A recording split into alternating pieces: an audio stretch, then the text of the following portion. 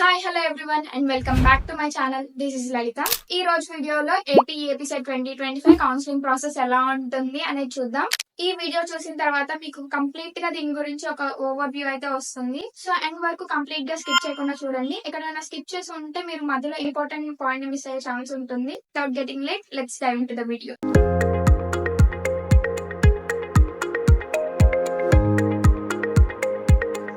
అసలు counselling process ఎందుకు conduct చేస్తారు, అది ఏంటి అంటే మీకు కాలేజ్ లో సీట్ అలాట్ చేయడానికి ఫ్యూ స్టెప్స్ అయితే ఫాలో అవ్వాల్సి ఉంటుంది. అదే కౌన్సిలింగ్ ప్రాసెస్. ఈ కౌన్సిలింగ్ ప్రాసెస్ అనేది మీరు 2 ways లో చేయొచ్చు. ఒకటి ఏంటంటే నెట్ సెంటర్ దగ్గరికి వెళ్ళి వాళ్ళకి కొంచెం అమౌంట్ పే చేస్తే వాళ్ళు కంప్లీట్ గా మిమ్మల్ని గైడ్ చేస్తారు. అండ్ నెక్స్ట్ ఏంటంటే మీకు మీరే కంప్లీట్ గా ఇన్వాల్వ్ అయ్యి కౌన్సిలింగ్ లో స్టెప్ బై స్టెప్ నీట్ గా చేయడం. అండ్ ఈ 2 ways లో నేను సజెస్ట్ చేసేది ఏంటంటే సెకండ్ వే అన్నమాట. దట్ ఈస్ మీకు మీరే మీ కౌన్సిలింగ్ లో ఇన్వాల్వ్ అవ్వండి. బికాస్ మీరు నెట్ సెంటర్ దగ్గరికి వెళ్తే మీరు ఒకళ్ళే కాదు, చాలా మంది స్టూడెంట్స్ అయితే కౌన్సిలింగ్ పెట్టమని వస్తారు. వాళ్ళు మీకు స్పెషల్ కేర్ అయితే ఇవ్వకపోవచ్చు. అండ్ మీ కౌన్సిలింగ్ ప్రాసెస్ మీద స్పెండ్ చేసే టైం కూడా చాలా తక్కువ ఉంటుంది.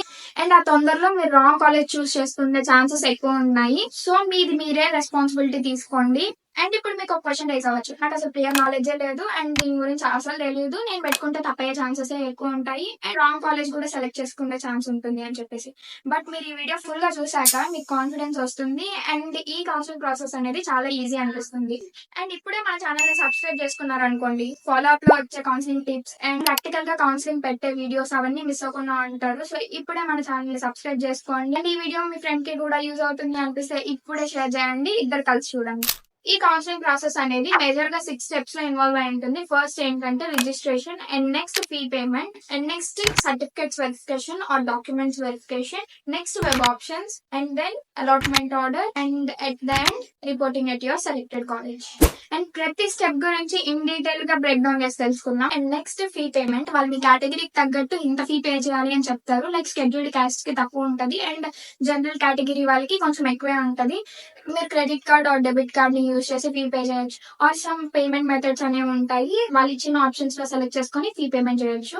రిజిస్ట్రేషన్ ప్రాసెస్ అంటే ఏం లేదు, వాళ్ళు డీటెయిల్స్ అడుగుతారు, మీరు on to the point clear గా అవన్నీ ఫిల్ చేస్తే చాలు. లైక్ నేమ్ అంటే ఫుల్ నేమ్ మొత్తం డాక్యుమెంట్స్ లో ఎలా ఉందో, అంటే ఆధార్ కార్డ్ లో ఎలా ఉందో అలాగా మీరు అక్కడ టైప్ చేయాల్సి ఉంటుంది. అండ్ వాళ్ళు అడిగిన డాక్యుమెంట్స్ మొత్తం మీరు అప్లోడ్ చేయాలి. లైక్ సర్టిఫికేట్స్ ఏమేమి రిక్వైర్డ్ అనేవి నేను చెప్తాను, అవి మొత్తం మీరు నీట్ గా కలెక్ట్ చేసి పెట్టుకోండి. అంటే అవి JPG or PNG or PDF format లో మీరు కన్వర్ట్ చేసి అండ్ అక్కడ మెన్షన్ చేస్తారు ఇంత సైజ్ అని చెప్పేసి, ఆ సైజ్ లో వాటిని కంప్రెస్ చేసి మీరు అక్కడ ఫైల్ ని అప్లోడ్ చేయాల్సి ఉంటుంది. ఇలా మీ రిజిస్ట్రేషన్ అనేది ఉంటుంది. అండ్ నెక్స్ట్ వచ్చేసి ఏమేమి సర్టిఫికేట్స్ రిక్వైర్డ్ అవుతాయి దీనికి, ఈ కౌన్సిలింగ్ ప్రాసెస్ అనేవి చూద్దాం. నీట్ గా ఈ సర్టిఫికేట్స్ అన్ని మీరు రెడీ చేసి పెట్టుకోండి, దాని సాఫ్ట్ కాపీస్ అనేవి తీసుకోండి. ఈ కౌన్సిలింగ్ ప్రాసెస్ మొత్తం ఆన్లైన్ లోనే జరుగుతుంది అండ్ సర్టిఫికేట్స్ వెరిఫికేషన్ కూడా ఆన్లైన్ లోనే జరుగుతుంది. సో నీట్ గా స్టెప్ బై స్టెప్ అనేది ఫాలో అవ్వండి. అండ్ ఏమేమి సర్టిఫికేట్స్ రిక్వైర్ అవుతాయి కౌన్సిలింగ్ ప్రాసెస్ కి అంటే ఫస్ట్ ర్యాంక్ కార్డ్ మీరు ర్యాంక్ వచ్చిన తర్వాత సాఫ్ట్ కాపీ అయితే తీసుకోవాల్సి ఉంటుంది, డౌన్లోడ్ చేసి పెట్టుకోండి అండ్ ఆ కాపీని మీరు అక్కడ అప్లోడ్ చేయాల్సి ఉంటుంది. అండ్ నెక్స్ట్ హాల్ టికెట్ అంటే మీ ఐపీ ఎగ్జామ్స్ హాల్ టికెట్ అది కాదు, మీరు ఎంసెట్ ఎగ్జామ్ హాల్ టికెట్ అనేది అక్కడ సబ్మిట్ చేయాల్సి ఉంటుంది. నాకు తెలిసి చాలా మంది ఎగ్జామ్ అయిపోయింది కదా, హాల్ టికెట్ ఎక్కడో పడేసి ఉంటారు, బట్ ఏం పర్లేదు, వెబ్సైట్ కి వెళ్ళి మళ్ళీ రీడౌన్లోడ్ చేసుకోండి హాల్ టికెట్ ని. And next your Aadhaar card main అబ్బా. ఇంకా దాంట్లో ఆధార్ లో మేము ఏమైనా చేంజెస్ చేయాలి అంటే ఇప్పుడే అప్డేట్ చేసి పెట్టుకోండి. లైక్ మీ నేమ్ ఏమైనా మిస్టేక్ అన్నా అంటే ఆర్ ఫోన్ నెంబర్ ఏమైనా అప్డేట్ చేయించుకోవాలి, ఫోటో అప్డేట్ చేయించుకోవాలి అంటే ఆ అప్డేట్స్ మొత్తం చేయించుకొని ఫ్రెష్ గా పెట్టండి. And next SSC marks memo, me 10th class marks memo అనేది రెడీ చేసి పెట్టుకోండి. అండ్ నెక్స్ట్ స్టడీ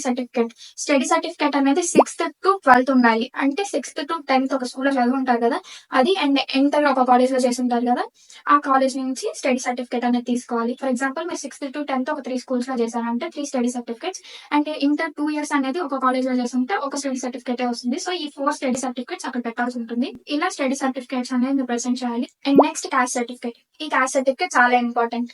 ఎందుకంటే మీరు ఏ కాస్ట్ తో తెలిస్తేనే కదా మీకు రావాల్సిన రిజర్వేషన్ మీకు వస్తుంది రేపు కాలేజ్ చూస్ చేసుకునే దాంట్లో.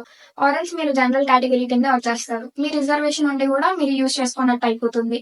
లైక్ మీరు ఓసీ జనరల్ అయితే ఖచ్చితంగా ఈడబ్ల్యూఎస్ సర్టిఫికేట్ కి అప్లై చేయండి. ఇది ఎలా యూజ్ ఒకసారి ఒక ఎగ్జాంపుల్ తీసుకొని చూద్దాం. లైక్ మీరు ఒక కాలేజ్ ఉంది, దానికి ఒక సీటే వేకెంట్ ఉంది, అన్ని సీట్స్ అన్ని కాస్ట్ కి ఇచ్చేసిన తర్వాత ఒక సీట్ వేకెంట్ ఉంది అండ్ ఆ ఒక సీట్ కి 2 candidates అయితే పార్టిసిపేట్ చేస్తున్నారు. ఒకడు వచ్చేసి ఓసీ ఈడబ్ల్యూఎస్ అండ్ ఇంకొకటి వచ్చేసి ఓసీ జనరల్. వాడికి ఈడబ్ల్యూఎస్ ఏం లేదు. ఇప్పుడు సీట్ ఎవరికి ఇచ్చే ఛాన్స్ ఎక్కువ ఉందంటే ఓసీ ఈడబ్ల్యూఎస్ వాడికి ఇచ్చే ఛాన్స్ ఎక్కువ ఉంది. ఎందుకంటే ఈడబ్ల్యూఎస్ సర్టిఫికేట్ ఉంటే మీకు ఒక 10% రిజర్వేషన్ అనేది యాడ్ అవుతుంది. సో మీరు ఓసీ అయితే ఖచ్చితంగా ఈడబ్ల్యూఎస్ సర్టిఫికేట్ అప్లై చేయండి. అండ్ ఆ ఈడబ్ల్యూఎస్ లో కూడా ఎప్పుడుదో 2023 ఆర్ 2024 పెట్టద్దు. లేటెస్ట్ వర్షన్ అంటే జనవరి 2025 లో తీయించుకున్న ఈడబ్ల్యూఎస్ సర్టిఫికేట్ అనేది మీరు అక్కడ అప్లోడ్ చేయాల్సి ఉంటుంది. ఇఫ్ ఇన్ కేస్ మీ దగ్గర 2024 ఉంటే అది ఇప్పుడే అప్డేట్ చేయించుకోండి.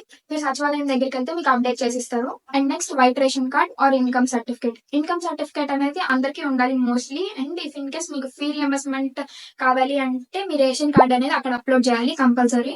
అండ్ ఇన్కమ్ సర్టిఫికేట్ లో కూడా మీకు ఇన్కమ్ అనేది బిలో 2.5 lakh ఉంటేనే మీ ఫీ రియంబర్స్మెంట్ అయితే ఎలిజిబుల్ అవుతారు. In case me income 2.5 lakhs above ఉంటే మీ ఫీ రియంబర్స్మెంట్ కి ఎలిజిబుల్ కాదు. అండ్ మళ్ళీ ఇన్కమ్ సర్టిఫికేట్ కూడా 2025 జనవరిలో తీసుకున్నది అయి ఉండాలి. అంటే లేటెస్ట్ వర్షన్ అయి ఉండాలి. ఎప్పటితో 2024 పెట్టద్దు. అలా పెడితే ఫీ రియంబర్స్మెంట్ పోతుంది. అండ్ ఇఫ్ మీకు స్పెషల్ కేటగిరీ సర్టిఫికేట్స్ ఉంటే like NCC, cap, physically disabled అలాంటి ఏమన్నా ఉంటే ఇక్కడ మెన్షన్ చేయండి. బికాస్ మీరు స్పెషల్ కేటగిరీ ద్వారా సెలెక్ట్ అవ్వడానికి చాలా ఎక్కువ ఛాన్సెస్ ఉన్నాయి. అంటే ప్రతి కాలేజ్ లో ఎన్సీసీ ద్వారా 2 స్టూడెంట్స్ కి సీట్ ఇస్తారు. లైక్ మా గవర్నమెంట్ కాలేజెస్ లో అయితే ఎన్సీసీ నుంచి ఒక 2 స్టూడెంట్స్ కి సీట్ ఇస్తారు. అండ్ ఫిజికలీ డిజేబుల్డ్ నుంచి ఒక 2 స్టూడెంట్స్ కి సీట్ ఇస్తారు. సో వాళ్ళకి ఎంత పెద్ద ర్యాంక్ వచ్చినా లైక్ లాక్స్ లో వచ్చిన సీట్ అనేది వాళ్ళకి ఫస్ట్ ప్రిఫరెన్స్ ఇస్తారు. సో మీకు ఎన్సీసీ ఉంటే మీరు యూజ్ చేసుకోండి ఇక్కడ. And next minority certificates. Muslim are Christian అయితే మీరు మైనారిటీ సర్టిఫికేట్ ని యూజ్ చేసుకోండి. కొంచెం రిజర్వేషన్ అనేది ఉంటుంది. అండ్ నెక్స్ట్ మీరు ఏపీ స్టూడెంట్ కాదు, TS student or other state student అయితే అండ్ ఇక్కడ ఏపీ సెట్ ద్వారా జాయిన్ అవుతుంటే మీకు ఖచ్చితంగా 10 years రెసిడెన్స్ సర్టిఫికేట్ అనేది ఉండాలి ఆర్ ఎంప్లాయీ సర్టిఫికేట్ అయినా ఉండాలి. And that's all about this certificates. And next is web options. చాలా మంది మిస్టేక్ చేసేది ఏంటంటే కౌన్సిలింగ్ ప్రాసెస్ లో వెబ్ ఆప్షన్స్ దగ్గర. ఫస్ట్ ఈ వెబ్ ఆప్షన్స్ ఇంటర్ఫేస్ ఎలా ఉంటుందో చూద్దాం. నేను ఇక్కడ స్క్రీన్ మీద డిస్ప్లే చేస్తాను వెబ్ ఆప్షన్స్ ఇంటర్ఫేస్ ఎలా ఉంటుంది అని చెప్పేసి. మీరు ఈ వెబ్ ఆప్షన్స్ పెట్టే ముందర మీరు ఏం చేయాలి అంటే మీరు ఏ కాలేజ్ లో జాయిన్ అవుదాం అని అనుకుంటున్నారు అండ్ ఏ కోర్స్ తీసుకుందాం అని అనుకుంటున్నారు దాని గురించి కొంచెం రీసెర్చ్ అనేది చేయాలి. అండ్ మీరు ఆ కాలేజ్ కోడ్, బ్రాంచ్ కోడ్ మొత్తం తెలుసుకొని ఉండాలి. దీని కాలేజెస్ అండ్ దీని కోర్సెస్ కోడ్స్ మొత్తం ఈ వెబ్సైట్ లో తెలుసుకోవచ్చు. నేను ఇక్కడ చూపిస్తున్నట్టు వెళ్ళి ఆ list of colleges and courses గురించి చూడండి. అండ్ మీరు ఏ కాలేజ్ లో జాయిన్ అవుతున్నారు దాని కోడ్ నోట్ చేసుకోండి. ఈ college code and branch code అనేది మీ వెబ్ ఆప్షన్స్ పెట్టడానికి హెల్ప్ అవుతుంది. అండ్ ఈ వెబ్ ఆప్షన్స్ ఎలా పెట్టాలి అంటే లెఫ్ట్ సైడ్ ప్లస్ మార్క్ ఉంది కదా, ప్రతి కాలేజ్ కి ప్లస్ మార్క్ ఉంటుంది. అండ్ ఇఫ్ ఇన్ కేస్ మీరు ఆ కాలేజ్ కౌన్సిలింగ్ లో పెట్టాలి అంటే ప్లస్ మార్క్ ని క్లిక్ చేయండి. లైక్ ఫస్ట్ మనము మీకు 5,000 ర్యాంక్ వచ్చింది అనుకుందాం. మీరు ఫస్ట్ జేఎన్టీయూ లో ట్రై చేద్దాం అనుకున్నా. ఆ జేఎన్టీయూ లో కూడా సిఎస్సి ఒక వెబ్ ఆప్షన్ లో పెట్టాలి, అంటే ఒక ఆప్షన్ లో పెట్టాలి. అండ్ నెక్స్ట్ ఆ జేఎన్టీయూ కే లో నాకు సిఎస్సి రాకపోతే ఈసీ అన్నా ఓకే నాకు అని అనుకున్నప్పుడు ఈసీ పెట్టండి. ఈసీ కూడా డిఫరెంట్ ఉంటుంది, అక్కడ ఒక ఆప్షన్ లా ఉంటుంది, అది తెచ్చి ఇక్కడ పెట్టాలి. అలాగా వెబ్ ఆప్షన్స్ అనేవి పెట్టాలి. ఇన్ డీటెయిల్డ్ గా వన్స్ రిలీజ్ చేశాక డైరెక్ట్ గా మీకు చూపిస్తూ చెప్తాను, అది ఇంకా హెల్ప్ అవుతుంది. ఇక్కడ 2 ఇంపార్టెంట్ థింగ్స్. మీరు ఈ వెబ్ ఆప్షన్స్ పెట్టిన తర్వాత సేవ్ ఆర్ ఫ్రీజ్ చేయొచ్చు. 2 ఆప్షన్స్ ఉంటాయి. మీరు సేవ్ చేసుకుంటున్నారు అనుకోండి ఈ రోజు, మళ్ళీ రేపు మీకు ఇంకో కాలేజ్ మీద ఇంట్రెస్ట్ వస్తుంది. సో ఆ ఇంకో కాలేజ్ యాడ్ చేయడానికి ఆర్ ఏదైనా కాలేజ్ రిమూవ్ చేయడానికి ప్రియారిటీ వైజ్ మార్చుకోవడానికి ఛాన్స్ ఉంటుంది. లేదు మీరు ఫ్రీజ్ చేసారు అనుకోండి ఇంకా మీకు అంతే, మీరు పెట్టిన వెబ్ ఆప్షన్స్ లాక్ అయిపోతే మీరు ఎటువంటి చేంజెస్ చేయడానికి ఉండదు.